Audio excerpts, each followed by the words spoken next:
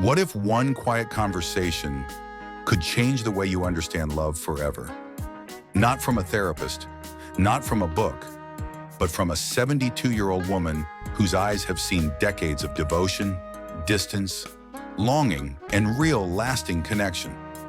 Today, we're bringing you the kind of wisdom that isn't found in textbooks, but in lived moments. Moments where hearts opened, where silence spoke volumes, and where love, at its deepest level, became something sacred again. In this video, you'll hear the story of Grandma Amalia, a woman whose timeless advice on intimacy has brought healing and clarity to couples across generations. And through her gentle voice and profound insight, you might just find yourself rethinking the way you love and the way you're loved. If you've ever felt unsure about connection or wondered how to keep intimacy alive as time passes, stay with us, because this could be the most important 5 minutes you spend on yourself today. Before we begin, if this kind of soul-deep conversation resonates with you, please consider subscribing and turning on the bell.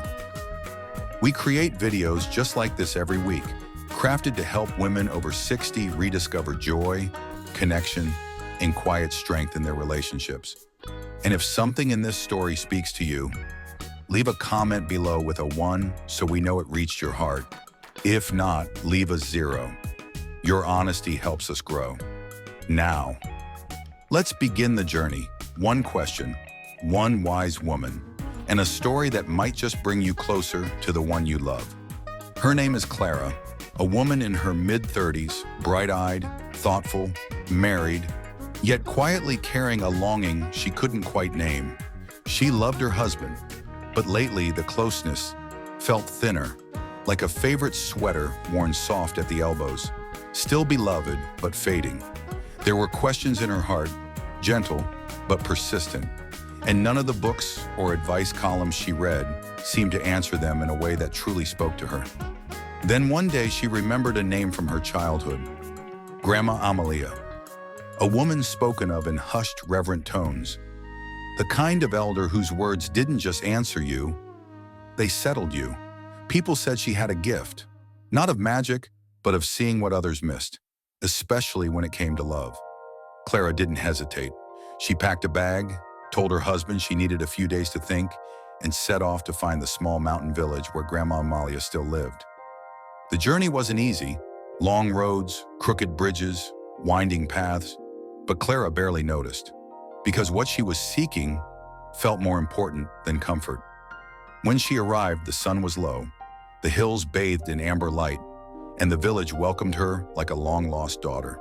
They led her to a modest cottage wrapped in ivy and humming with warmth, a place that felt less like a house and more like a safe memory.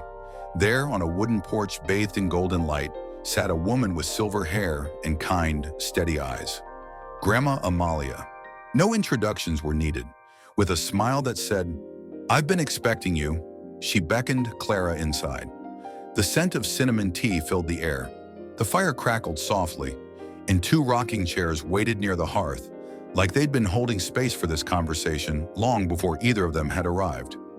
Clara sat down, her heart beating just a little faster, and as the firelight danced across the room, she asked the question that had been resting, quiet and heavy, inside her for far too long. The fire crackled softly. The silence between the 2 women wasn't awkward. It was sacred.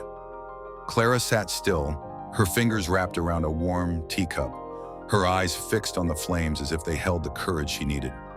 Then, with a breath both hesitant and brave, she asked the question that had traveled with her the entire way. "Grandma Amalia, is it wrong to want to give my husband oral pleasure?" The words floated into the room like something too heavy to carry, yet too important to leave unspoken. Amalia didn't flinch. She didn't rush to respond. She simply placed her teacup down with care, turned toward Clara, and looked at her not with shock, but with softness. "My dear," she said gently, "intimacy in marriage is not about rules. It's about reverence." Clara's eyes began to well, not from shame, but from relief. Amalia continued, her voice a soothing hum wrapped in wisdom. "When love is real, when it's chosen again and again, the body becomes not just a vessel for pleasure, but a language of trust, tenderness, and sacred knowing. She leaned in, not to whisper, but to make sure Clara could feel the truth in her words. What matters most is why you give, not what you give. Acts of love should never come from pressure, only from mutual desire. There is no dignity in obligation, but there is profound beauty in surrender when it's offered freely. The room grew still again, but this time, the silence felt light, like something that had been unknotted inside Clara had finally let go. Amalia sat quietly for a moment, letting the question and the vulnerability behind it settle into the space between them. Then she spoke, not as a lecturer, but as a woman who had lived, loved, and learned, sometimes the hard way. Clara, she said softly, intimacy is not simply about bodies touching bodies. It's the language the soul speaks when words fall short. Clara leaned in, listening not just with her ears, but with her heart. Real intimacy, Amalia continued, is the moment when you let someone all the way in, not just under your skin, but into your fears, your laughter, your silence, your longing. It's the courage to be fully seen and the grace to fully see another. She paused as if to let Clara breathe that in. When two people come together, not from duty, but from desire, not from routine, but from reverence, that's when the act becomes more than physical. It becomes sacred. Amalia's eyes sparkled, not with idealism, but with truth earned over years. There should be no checklist in love, no measuring stick of right or wrong. What matters most is, does it deepen your connection? Does it come from love, not fear? Does it honor both your bodies and your boundaries? Clara was quiet but not uncertain. She was beginning to see that this wasn't about permission, it was about presence. And in that moment, she realized something many women never hear out loud. That intimacy, when rooted in love, isn't something to feel ashamed of. It's something to feel grateful for. The firelight flickered gently as Clara took in every word, not just hearing them, but feeling them, like warm hands wrapping around an old ache she didn't know she carried. Amalia, seeing the shift in her posture, smiled softly and continued. Intimacy isn't about performance, my dear. It's about presence.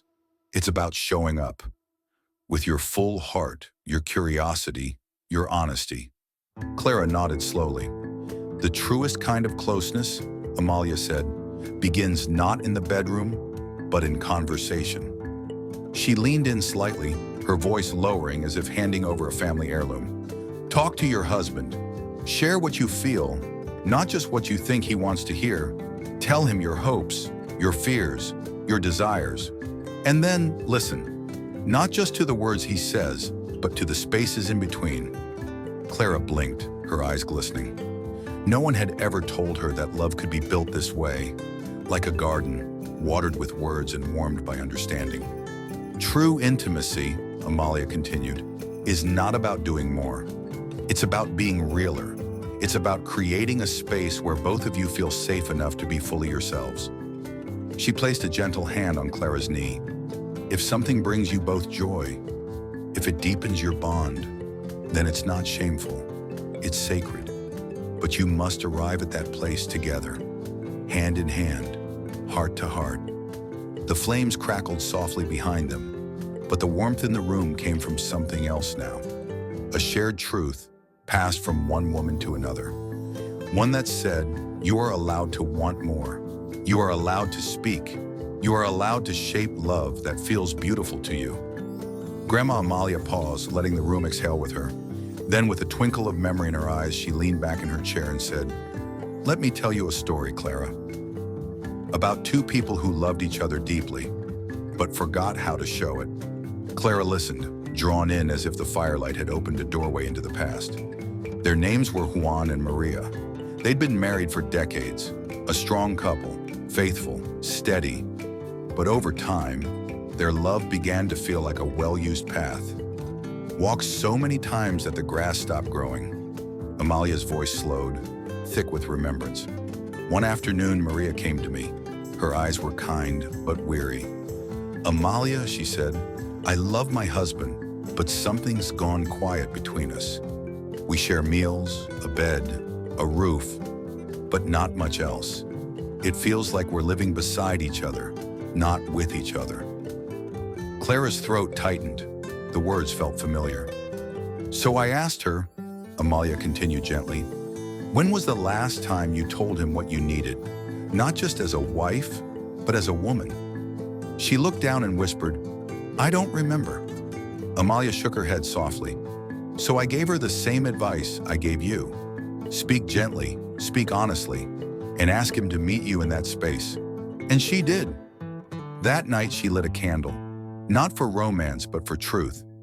And as the house grew quiet, she sat with Juan and told him what she missed, what she longed for, and what she was afraid of.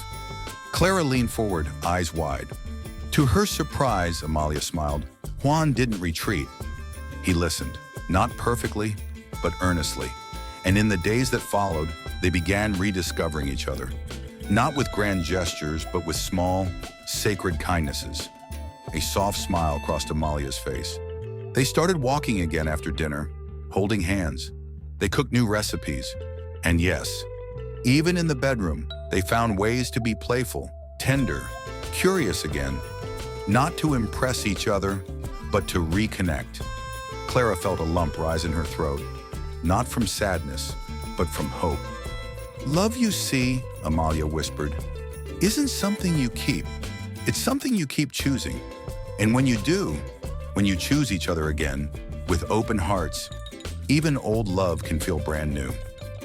Morning crept in slowly, brushing the windows of Amalia's cottage with golden light. Clara sat quietly, her hands wrapped around a warm mug of tea, her heart fuller than when she'd arrived. She had come searching for answers, but what she received was something far deeper. A remembering, a returning to herself. Amalia reached over and gently squeezed Clara's hand. No more words were needed. The silence between them was no longer filled with uncertainty, but peace. Clara stood slowly, as if not wanting to disturb the stillness that had settled around her. She stepped outside, the crisp air meeting her cheeks like a gentle blessing. The same path she had taken to arrive, the winding bridges, the lonely valleys, now felt different. Not because the land had changed, but because she had.